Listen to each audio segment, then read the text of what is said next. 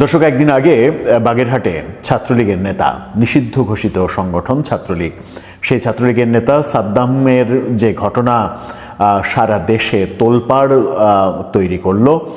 একটা ভিডিওতে বলেছিলাম যে এই ঘটনা ঘটলো, কিন্তু দেশের এই মুহূর্তে বড় যে দুইটা দল বিএনপি কিংবা জামাত, তাদের পক্ষ থেকে এই অমানবিক ব্যাপারে একটি কথাও বলা হলো না। সরকারের স্বরাষ্ট্র মন্ত্রণালয়, যশোরের ডিসি অফিস, তারা বিবৃতি দিয়ে অস্বীকার করার চেষ্টা করলো যে ঘটনা ঘটেনি, অন্যরকম ঘটেছে, অর্থাৎ প্যারোলে মুক্তি চাওয়া হয়নি। পরবর্তীতে দেখা গেল যে মুক্তি চাওয়া হয়েছে, নানা অজুহাত দেখানো হয়েছে তাদেরকে। ঘটনাটা খারাপ, ঘটনাটা মর্মস্পর্শী, হৃদয় বিদারক ঘটনা। আমরা গতকালকে রাতে এরকম দেখেছি যে বিএনপির সাবেক নেত্রী রুমিন ফারহানা এই ব্যাপারে মোটামুটি আলোচিত নেতাদের মধ্যে এই মুহূর্তে রাজনীতিতে সচেতন, তিনি কথা বলেছেন, এটার বিরুদ্ধে কথা বলেছেন। আর তেমন কাউকে কথা বলতে দেখিনি। ঘটনাটা খুবই ন্যাক্কারজনক ঘটনা, সন্দেহ নেই, কিন্তু ঘটনার প্রকারান্তরে, ঘটনার প্রতি উত্তরে যেটা ঘটানো হলো, যে খবর গণমাধ্যমে এসেছে গতকাল গভীর রাতে, সেটাও সমর্থনযোগ্য নয়, সেটাও ঘটতে পারে না। এই ঘটনা যদি ঘটানো হয় তাহলে সভ্যতার কোনো লাভ হবে না, সভ্যতা আরও নিচের দিকে যাবে। কি ঘটনা ঘটানো হয়েছে? আমরা দেখেছি যে বাগেরহাটের ডিসি এসপিকে ফোন দিয়ে এই ঘটনার জন্য নিকৃষ্টভাবে গালাগালি করা হয়েছে। এই ঘটনা সমর্থনযোগ্য নয়। যদি আপনারা মনে করেন যে সাদ্দামের বেলাতে যে ঘটনা ঘটেছে সেটা ন্যাক্কারজনক ঘটনা, সেটা সমর্থনযোগ্য না, সেটা অমানবিক ঘটনা, সবই ঠিক আছে। সেটার জন্য যদি মনে করেন কেউ দোষী, তার বিচার চাইতে পারেন, সবই ঠিক আছে। কিন্তু এই ধরনের ফোন দিয়ে গালাগালি এবং সেগুলো সামাজিক যোগাযোগ মাধ্যমে পোস্ট করে দেয়া, অশ্রাব্য ভাষা ব্যবহার করা, এতে করে যেটা হবে সেটা হচ্ছে যে সরকারের পক্ষ থেকে যে ব্যাপারটাতে, সাদ্দামের যে ব্যাপারটাতে সহানুভূতি দেখানো হয়নি বলে সরকার একটু ব্যাকফুটে আছে, এই ঘটনা ঘটিয়ে সরকারকে আবার আপনারা ফ্রন্ট ফুটে নিয়ে আসবেন। সরকার তখন বলতেই পারবে যে এই সন্ত্রাসী বাহিনীদের জন্য সফট কর্নার দেখিয়ে লাভ কি? সেরকম বলার স্কোপ কি আপনারা তৈরি করে দিতে চান? কি ঘটলো বাগেরহাটে গত রাতে, যে খবরটা এসেছে এবং সামাজিক যোগাযোগ মাধ্যমে যেটা ভাইরাল হয়েছে, চলুন একটু আলোচনা করে দেখি কি ঘটলো আদতে, ঘটনার ভেতরে কি ঘটনা রয়েছে। থাকবেন। বলছিলাম, সাদ্দামের ঘটনার পরিপ্রেক্ষিতে যে ঘটনা ঘটেছে, মেনে নিচ্ছি সাদ্দামের বেলাতে যে ঘটনাটা ঘটেছে সেটা অমানবিক, সেটা মেনে নেওয়ার মতো না, সেটা সহ্য করার মতো না। সেটা দেখলে, যে কেউ দেখলে কিংবা শুনলে তার চোখে পানি এসে যাবে, সবই ঠিক আছে। কিন্তু এসপিকে এবং ডিসিকে ফোন করে, বিদেশি নাম্বার থেকে ফোন করে যে ভাষায় গালাগালি করা হলো, সেটা হলো না, ঠিক কিছু হলো না। কারণ আপনি সাদ্দামের বেলায় যে ঘটনাটাকে বলছেন ন্যাক্কারজনক ঘটনা, আপনি যদি আবার আরেকটা ন্যাক্কারজনক ঘটনা ঘটান, তাহলে কিন্তু ওই দনে দনে কাটা বলে একটা গ্রামে ব্যাপার রয়েছে, দনে দনে কাটা যাবে। এই কাটাকাটিতে আপনাদের লাভের চাইতে ক্ষতিটা হয়ে যাবে বেশি। গণমাধ্যম কি বলছে? গণমাধ্যম বলছে, নিউজ 24-এর শিরোনামটা দেখে নিন। সেখানে বলছে, তোর পোলামাইয়াও যেন তোরে না দেহে। সেই সাদ্দামের ঘটনায় বাগেরহাটের ডিসিএসপিকে ফোনে হুমকি, অর্থাৎ তাদেরকেও বলা হচ্ছে যে তোদের পোলামাইয়াও যেন তোদেরকে না দেখে, এরকম অবস্থা যেন তোদের হয়। সেটা আপনি মনে মনে কামনা করতে পারেন, সেটা নানাভাবে। আরও যদি নগ্নভাবে যদি বলি, আপনার যদি মনে হয় যে আপনি ইটটি মারলে পাটকেলটি মারবেন, প্রতিশোধ নেবেন, তাহলে চুপ থাকেন। প্রতিশোধ যখন নেয়ার তখন নিয়েন, কিন্তু প্রতিশোধ নেওয়া তো কোনো সমাধান নয়। আপনি যদি ধর্মও মানেন, ধর্মের কথাও মানেন, তাহলেও ধর্মও বলছে প্রতিশোধ নেয়ার ক্ষমতা থাকা সত্ত্বেও যে ব্যক্তি অনিষ্টকারীকে ক্ষমা করে মানুষের মধ্যে, সেই উত্তম। সুতরাং ক্ষমা কিন্তু সবসময়ই মহৎ গুণ। যে অবিচার করা হয়েছে সেই অবিচারে একটা একটা পরিবার, দুইটা পরিবার ভুক্তভোগী হয়েছে, কিংবা একটা দল ভুক্তভোগী হয়েছে। ধরেন আপনার উপরে, আওয়ামী লীগের উপরে প্রচুর টর্চার করা হচ্ছে। এখন যদি আপনারা মনে করেন যে আপনারা যদি ফিরে আসেন, আপনারা ফিরে এসে এটার বদলা নেবেন এবং বদলা নিতে গিয়ে 10 গুণ বদলা নেবেন, তাহলে দেশের অবস্থাটা কই যাবে? আবার দেশের অবস্থা কথা বাদ দিলাম, স্বাভাবিক মানবতার কথা বলে যদি আপনি মনে করে থাকেন যে আপনার উপরে যে অবিচারটা করা হচ্ছে সেই অবিচারটা ঠিক না, সেটা ভুল প্রক্রিয়া, সেটা অন্যায়, যদি এটাকে অন্যায় মনে করেন, তাহলে এই অন্যায়টা আপনি আবার করবেন কেন? সেটা তো একটা বড় প্রশ্ন, তাই না? আপনি যদি একই অন্যায় করেন তাহলে তো ওর থেকে আপনার কোনো পার্থক্য তৈরি হলো না। যেটাকে আপনি মনে করছেন অন্যায়, যাকে আপনি মনে করছেন অন্যায়কারী, তাহলে আপনিও সেম হয়ে গেলেন। যেমনটা এখন দেখা যাচ্ছে যে আওয়ামী লীগকে, শেখ হাসিনাকে ফ্যাসিস্ট বলে, স্বৈরাচার বলে তাড়িয়ে দেওয়ার পরে গত 17 মাসে যে সকল কর্মকাণ্ড আমরা দেখেছি, বহু কর্মকাণ্ড নিয়ে তো এরকম বিতর্ক হয়েছে যে আওয়ামী লীগকে তাহলে ফ্যাসিস্ট বলা কেন? এই যে তুলনা হচ্ছে, তার মানে হচ্ছে যে এই সরকার কিংবা এই সময়েও যে আমরা পরিবর্তিত বাস্তবতা কিংবা পরিবর্তিত বন্দোবস্তের প্রত্যাশা করেছিলাম সেটা আমরা পাইনি। আমরা একজনকে দোষারোপ করে তাড়িয়ে দিলাম, কিন্তু তার পরিবর্তে আমরা ভালো উদাহরণ তৈরি করতে পারিনি। এটা কিন্তু জনগণই বলছে, এটা জনগণের মধ্যেই আলোচনা হচ্ছে। সুতরাং এই যে এক্সাম্পলটা যদি আপনারা আবার তৈরি করতে চান, তাহলে এই দেশে স্বস্তির নিঃশ্বাস ফেলা মানুষের পক্ষে খুব কঠিন হবে। কি ঘটলো, কি বলছে গণমাধ্যম? দেশ জুড়ে আলোচনায় থাকা এই ঘটনাকে কেন্দ্র করে বাগেরহাটের ডিসিএসপিকে হুমকি দেওয়ার ঘটনা ঘটেছে। একাধিক বিদেশি নম্বর থেকে তাদের দাপ্তরিক হোয়াটসঅ্যাপ নম্বরে ফোন করে গালাগাল এবং হুমকি দেয়া হয়। সামাজিক যোগাযোগ মাধ্যমে ছড়িয়ে পড়া একটি ভিডিওতে দেখা যায় পুলিশ সুপারের হোয়াটসঅ্যাপ নম্বরে ফোন করে অকথ্য ভাষায় গালাগাল ও হুমকি দেওয়া হচ্ছে। ভিডিওতে থাকা অডিওতে শোনা যায় এসপি ফোন রিসিভ করার সঙ্গে সঙ্গে অপর প্রান্ত থেকে অপ্রকাশযোগ্য, যেগুলো আসলে ভাষায় প্রকাশ করা নয়, সেরকম গালাগালি দেওয়া হচ্ছে। গালাগালি দেওয়ার সময় তো আর মাথা ঠিক থাকে না, সেরকম গালাগালি দেওয়া হচ্ছে। ফেসবুকে ছড়িয়ে পড়া ওই অডিও মানে ভিডিওতে শোনা যায় এই কি করছোস, সাদ্দামের লগে কি করছোস, ডটে কি আছে সেটা বুঝে নিতে হবে। ওই কল রিসিভ করা পুলিশ সুপারকে কিছু বলার সুযোগই দেওয়া হয়নি। একটানা অপ্রকাশযোগ্য ভাষা ব্যবহারের পাশাপাশি আরও বলতে শোনা যায়, তুই কি ওর পোলালে আয়না দিবি, তুই অ্যারেস্ট করাই দিছোস, তুই জানোস না, তোর পোলামাইয়াও যেন তোরে না দেহে, এই যে ডটে যে শব্দগুলো প্রয়োগ করা হয়েছে সেগুলো সভ্যতার প্রতীক নয়। হ্যাঁ, বোঝা যাচ্ছে, না বোঝার কিছু নেই যে ব্যক্তি এই কাজটা করেছে হয়তো বিদেশে বসে থেকে করেছে, তিনি অনেক বেশি এই ঘটনায় কষ্ট পেয়েছেন, অনেক বেশি ক্ষোভ জন্ম হয়েছে তার, অনেক বেশি প্রতিশোধ পরায়ণতা তার মধ্যে জন্ম হয়েছে। কিন্তু সেটাকে কন্ট্রোল করা, আপনি যদি মনে করেন, যে কথা বললাম, আপনি যদি মনে করেন এই কাজটা অন্যায় হয়েছে, তাহলে একই ভাষায় যদি আপনি রিয়াক্ট করতে চান কিংবা প্রতিশোধ নিতে চান, তাহলে তো অন্যায়কারী আর আপনার মধ্যে কোনো পার্থক্য থাকলো না। সমাজের সহাবস্থানটা খুবই জরুরি। আবার এটাও আপনাকে বোধহয় ভাবা উচিত যে এই ডিসিএসপি তারা যদি দোষ করে থাকেন, তাহলে তারা এই ঘটনাটা ঘটিয়েছেন নিশ্চয়ই একা একা সিদ্ধান্ত নেননি, তারা উপর মহলের আদেশেই কাজটা করেছেন। আমরা এর আগেও যেটা দেখেছি বাংলাদেশের ধারাবাহিকতায়, ডিসিএসপি যারাই যখন দায়িত্বে থাকেন না কেন, তারা উপরের কর্তা ব্যক্তিদের মানে হাতের পুতুল হয়ে নাচেন। সেই ক্ষেত্রে তাদেরকেও কতটা মানে এককভাবে দোষারোপ করা যাবে নাকি একটা পুরো সিস্টেমই এর জন্য দায়ী, সেটাও তো একটা গুরুত্বপূর্ণ বিষয়। তারা যদি একক সিদ্ধান্তে করে থাকলে সেটা ভিন্ন কথা, কিন্তু যদি উপরের নির্দেশে করে থাকেন তাহলে তো তাদেরকে আপনি এককভাবে দায়ী করতে পারেন না। যাই হোক, কি ঘটেছে সেই ইয়াতে আবার যাই। সেখানে বলা হচ্ছে ভিডিওতে থাকা অডিও কথোপকথন সঠিক বলে আইন শৃঙ্খলা বাহিনী সূত্র নিশ্চিত করেছে, অর্থাৎ এটা এআই ভিডিও না, এআই অডিও না। এছাড়া ফেসবুকে একাধিক আইডি এবং পেজ থেকে এটা প্রচুর শেয়ারও হচ্ছে। এটা সত্য যে প্রচুর শেয়ার হচ্ছে, আমি নিজেও এগুলো আমার মানে স্ক্রল করতে করতে আমার চোখে পড়েছে। বাগেরহাট পুলিশ সুপার মোহাম্মদ হাসান চৌধুরী বিভিন্ন বিদেশি নম্বর থেকে হুমকির ফোন পাওয়ার বিষয়টি নিজে স্বীকার করেছেন। একইভাবে জেলা প্রশাসক গোলাম মোহাম্মদ বাতেনও বিভিন্ন নম্বর থেকে ফোনে হুমকির কথাটা স্বীকার করেছেন। জেলা প্রশাসক বলেছেন, এ বিষয়ে আমি মোটেই বিচলিত নই।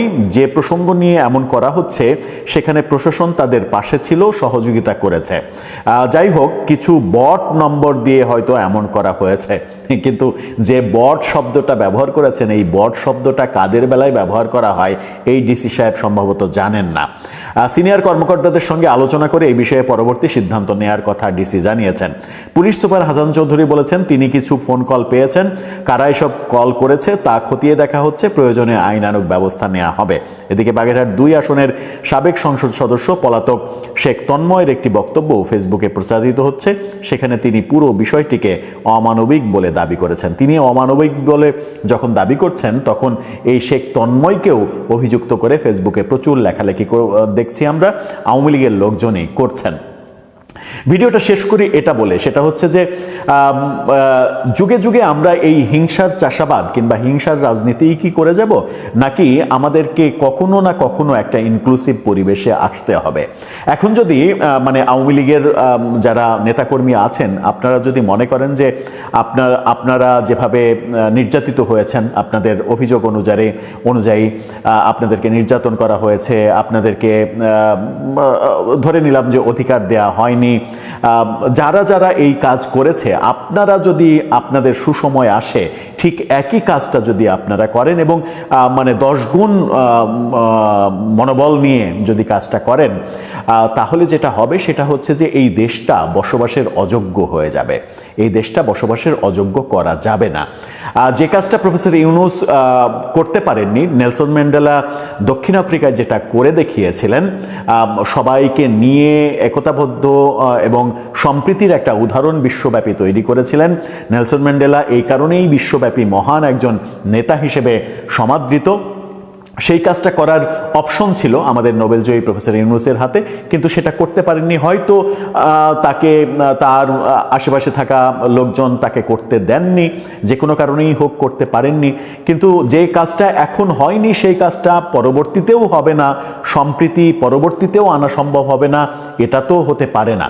সবথেকে বড় কথা হচ্ছে যে এই ফোন দিয়ে গালাগালি, হুমকি দেখে নেওয়া কিংবা তাদের সন্তানদেরও এমন অবস্থা হোক, এটা খুব একটা সুখকর ব্যাপার নয়। আমরা দেখলাম যে এই এসপির ছবি দিয়ে সাবেক প্রধানমন্ত্রী শেখ হাসিনা পুত্র সজীব ওয়াজেদ জয়ও ফেসবুকে পোস্ট দিয়েছেন এবং সরাসরি এসপিকে দায়ী করে, এবং এসপি একটি ধর্মভিত্তিক রাজনৈতিক দলের সদস্য, তাদের ছাত্র সংগঠনের ক্যাডার ছিলেন, এই ধরনের অভিযোগ তার বিরুদ্ধে নানাভাবে করা হচ্ছে।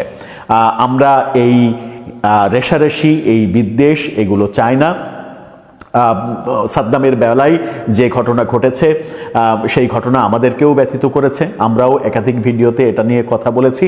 কিন্তু এখন আমার যেটা হচ্ছে সেটা না হলেই বরং ভালো ছিল। হ্যাঁ, এটা মানে আপনাদেরকে হয়তো দোষারোপ করার অপশন নেই যে আপনারা আবেগে পড়ে যে কাজটা করছেন, আপনাদেরকে দোষ দিচ্ছি না, কিন্তু বিনয়ের সঙ্গে এই বাস্তবতাটা উপলব্ধি করার অনুরোধ তো করতেই পারি যে আপনি যেটাকে ভুল মনে করছেন, আপনি যাকে খারাপ মনে করছেন, আপনি যাদেরকে নরপিশাচ পর্যন্ত মনে করতে পারেন, ঠিক একই কাজ যদি আপনিও করেন কিংবা একই রকমের হুমকি যদি আপনিও দেন, তাহলে তাদের থেকে আপনার পার্থক্যটা তৈরি হলো না, তৈরি হবে না, যে তৈরি হওয়াটা খুবই দরকার এই সমাজ, এই রাষ্ট্রটা গঠন করার জন্য। অবসরপ্রাপ্ত সামরিক কর্মকর্তা, অবসরপ্রাপ্ত জেনারেল মোহাম্মদ জাহাঙ্গীর আলম চৌধুরীকে একজন স্বরাষ্ট্র উপদেষ্টা হিসেবে আমরা আর কতক্ষণ সহ্য করতে পারি? ছাত্রলীগ নেতা সাদ্দামের স্ত্রী এবং সন্তানের মরদেহ দেখার জন্য তাকে যখন প্যারোলে মুক্তি দেওয়া হলো না, উল্টো স্ত্রী এবং সন্তানের লাশ নিয়ে যাওয়া হলো জেল গেটে, সেই বিষয়টি নিয়ে গত 2 দিন যখন সারা দেশ তোলপাড়, মানুষের চোখ দিয়ে পানি ঝরছে, সেই মুহূর্তে এই বিষয়ে নির্দয়ের মতো কোনো মন্তব্য করতে চাইলেন না, কোনো কথা শুনতে চাইলেন না এই স্বরাষ্ট্র উপদেষ্টা। সরকার যে একের পর এক নানান ধরনের নির্মম কর্মকাণ্ডে দৃষ্টান্ত স্থাপন করছে, আসলে তারা বলবেই বা কি? কতক্ষণ আর শাক দিয়ে মাছ ঢাকার চেষ্টা করা যেতে পারে? ঘটনাটা একটু ছোট্ট করে বলি আপনাদেরকে। সচিবালয়ে সোমবার এই স্বরাষ্ট্র উপদেষ্টা বা কৃষি উপদেষ্টা দায়িত্ব রয়েছেন তিনি, কৃষি বিষয়ে কৃষি মন্ত্রণালয়ের কনফারেন্স রুমে একটি সংবাদ সম্মেলনের আয়োজনে উপস্থিত ছিলেন।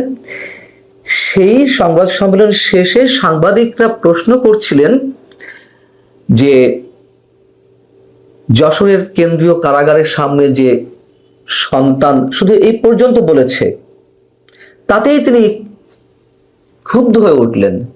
তিনি বললেন, যা কৃষি বিষয়ে প্রশ্ন করেন, কৃষির বিষয়ে প্রশ্ন করলে আমি উত্তর দিব, আমি কৃষি ছাড়া বলবো না। এভাবে কয়েকবার করে সাংবাদিকরা যখন বললেন যে আপনি তো স্বরাষ্ট্র উপদেষ্টা, তারপর তিনি বললেন আজকে কৃষি। সাংবাদিকরা বারবার স্বরাষ্ট্র উপদেষ্টাকে এ বিষয়ে কথা বলতে হবে এবং তিনি দায়বদ্ধ বলে উল্লেখ করার চেষ্টা করলে তিনি বলেন আমি দায়বদ্ধ না। কে দায়বদ্ধ? এটা কোন মন্ত্রণালয়ের অধীনে? আইন মন্ত্রণালয়ের অধীনে আর এক মহামান্য উপদেষ্টা আসিফ নজরুল সাহেব। স্বরাষ্ট্র উপদেষ্টা ছাত্রলীগ এবং আওয়ামী লীগের কারো জামিন বাতিল হয়নি বলে মন্তব্য করেন। যখন সাংবাদিকরা বললেন যে জামিন তো দেয়া হচ্ছে না এবং তাকে জামিন দেয়া হয়নি বিধায় তার বিরুদ্ধে যে একের পর এক মামলা রুজু করা হচ্ছে, জামিন কোনোটা হওয়ার পরও আবার তাকে শোন অ্যারেস্ট দেখানো হচ্ছে, এই বিষয় যখন উল্লেখ করতে গেলেন সাংবাদিকরা, তখন তিনি বললেন আমি আওয়ামী লীগ বিষয়ে কিছু বলিনি। অথচ এই স্বরাষ্ট্র উপদেষ্টা কদিন আগেও যখন অপারেশন ডেভিল হান্ট ফেজ 2 শুরু হলো, তখন তিনি নির্দেশ দিলেন কারোর বিরুদ্ধে মামলা থাক আর না থাক আওয়ামী লীগ নেতাকর্মীদের দেখলেই গ্রেপ্তার করতে হবে। একথা তো স্পষ্ট বলেছেন এবং আইন উপদেষ্টাও বলেছেন বিচারকদের উদ্দেশ্যে দেখে শুনে জামিন দিতে হবে। বিচারকদের ঘাড়ে কার কয়টা মাথা যখন মন্ত্রণালয়ের পক্ষ থেকে, উপদেষ্টাদের পক্ষ থেকে এই ধরনের মন্তব্য করা হয়? যাই হোক, সাংবাদিকরা যখন স্বরাষ্ট্র উপদেষ্টাকে বললেন স্যার এটা একটা অমানবিক বিষয়, আপনাকে শুনতে হবে, তখন তিনি আবারও বললেন কৃষির উপরে কথা বলেন, কৃষি ছাড়া কোনো কথা হবে না। তখন সাংবাদিকদের মধ্যে একজন নারী সাংবাদিক বলে উঠলেন, স্যার তাহলে আপনি কাল বলবেন, কাল আসবো, স্বরাষ্ট্র মন্ত্রণালয়ে আসি? তিনি নির্দয়ের মতো বললেন স্বরাষ্ট্র মন্ত্রণালয়ে যেদিন মিটিং হবে সেদিন আপনারা আসবেন?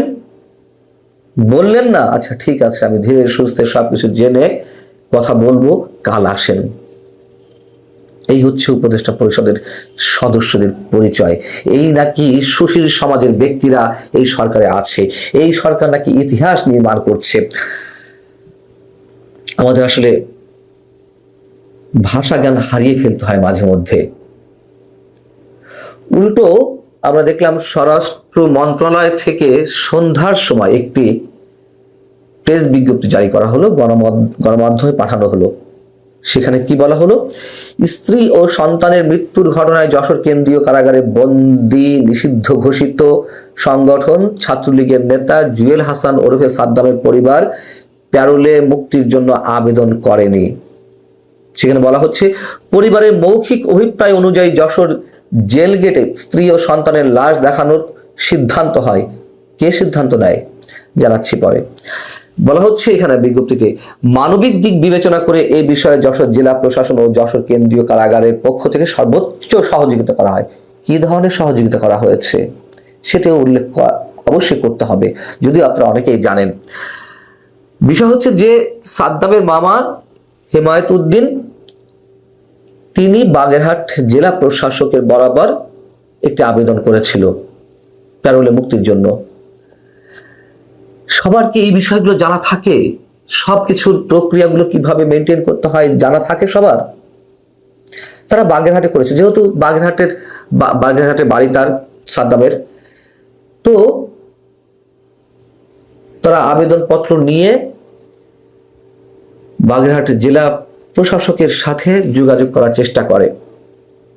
তখন জেলা প্রশাসকের এপিএস তাদের সঙ্গে কথা বলেন, সাদ্দামের পরিবারের সদস্যদের সাথে, এবং যশোর জেলা প্রশাসকের কাছে যে আবেদন করতে হবে এটি কেউ উল্লেখ করেনি, কেউ তাদের মনে করিয়ে দেয়নি।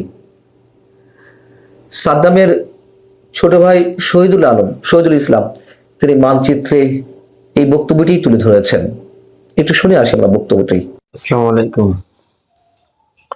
আমার মামা, আমার ভাইয়া প্যারোলে মুক্তির জন্য আবেদন করছিল বাগেরহাট ডিসি অফিসে। তখন ডিসি মহোদয়ের এপিএস ডিসি মহোদয়কে অবগত করছিল, কাগজ নিয়ে গেছিল। তখন ডিসি মহোদয় মেনশন করে দিয়েছিল জেলারকে। তখন জেলার সঙ্গে ডিসি মহোদয়ের এপিএস কথা বলছে। তখন জেলার সাহেব ডিসি মহোদয়ের এপিএসকে বলছে এটা কারা আইনে হবে না। তখন আমাদের জেলা এপিএস জেলা সাহেবের সাথে যোগাযোগ করতে বলে এবং এপিএসকে মামা জিজ্ঞেস করে যে কোনো রকম কোনো ওয়ে আছে কিনা। তখন বলছে যে কোনো রকম কোনো ওয়ে, জেলা সাহেবের সাথে যোগাযোগ করেন। জেলা সাহেবের কাছে গেলে জেলা সাহেব বলছে যে না, কোনো রকম কোনো ওয়ে নাই, আপনারা বড়জোর লাশটা নিয়ে যে দেখায় আসতে পারেন, এই ব্যবস্থা আমি করে দিতে পারি। তাও 4 জন লোক যাবেন, 2 থেকে 3 মিনিট বা সর্বোচ্চ 5 মিনিট সময় পাবেন। আর আপনাদের কাছে আমার একটা প্রশ্ন থাকলো, আমরা 6-7 ঘন্টা আমরা লাশ নিয়ে যেতে পারছি, আমরা কি যশোরের কথা যদি বলতো তাহলে আমরা কি যশোর যেতে পারতাম না? যে আমরা কি অ্যাপ্লিকেশনটা দিতে পারতাম না? তারা আমাদের এ বিষয়ে কোনো অবগত করে নাই যে এটা যশোরের বিষয়, আপনারা যশোরে যোগাযোগ করেন। এমনকি ভাইরাল হওয়া ছবিতে নিশ্চয় আপনারা এও খেয়াল করেছেন যে জেল গেটের মধ্যে যখন সাদ্দামের স্ত্রী এবং সন্তানের মরদেহ রাখা এবং তাদের দিকে সাদ্দাম ফ্যালফাল দৃষ্টিতে তাকিয়ে আছে, তার হাত দুটি কিন্তু পেছন থেকে বাঁধা ছিল। কি হতো হ্যান্ডকাপটি খুলে দিলে? সে তো জেলের গেটের মধ্যেই ছিল, শত শত পুলিশ প্রহরা। হ্যান্ডকাপ খুলে দিলে সে সবাইকে পাশ কাটিয়ে দৌড়ে পালাতে পারতো, সবার উপরে ঝাঁপিয়ে পড়তো।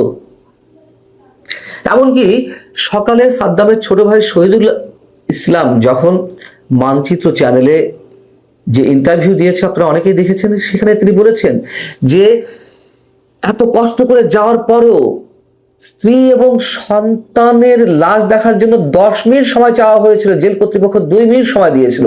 তারা অনেক বাক বিতণ্ডার পরে 5 মিনিট পর্যন্ত রাখতে পেরেছিল। কি নির্দয় এই রাষ্ট্র ব্যবস্থা! আর এই স্বরাষ্ট্র উপদেষ্টা এত কথা বলেন কিন্তু এই বিষয়ে কথা বলতে চাইলেন না। রাত 2টার সময়ও তিনি তার নিজের বাড়িতে সংবাদ সম্মেলনের নামে সাংবাদিকদের ডেকে কথা বলেন, যখন তার পদত্যাগের দাবি ওঠে বিভিন্ন জায়গা থেকে। লুট হওয়া অস্ত্র উদ্ধার করতে না পারার ব্যর্থতা ঢাকতে তিনি কি মন্তব্য করলেন কদিন আগে? তিনি বললেন লুট হওয়া সব অস্ত্র উদ্ধার হয়নি, তবে সেই অস্ত্রগুলো নির্বাচনে ব্যবহার করা হবে না। তার মানে কি তিনি জানেন যে অস্ত্রগুলো কোথায়, সেগুলো ব্যবহার হবে না, তার নিশ্চয়তা তিনি দেন কিভাবে? আমাদের আসলে সব বিষয়ে মন্তব্য করতে গেলে আসলে মন্তব্য করা ঠিক না, মানে এটুকুই বলতে চাচ্ছি। বলছিলাম যে আমরা ভাষা জ্ঞান হারিয়ে ফেলি।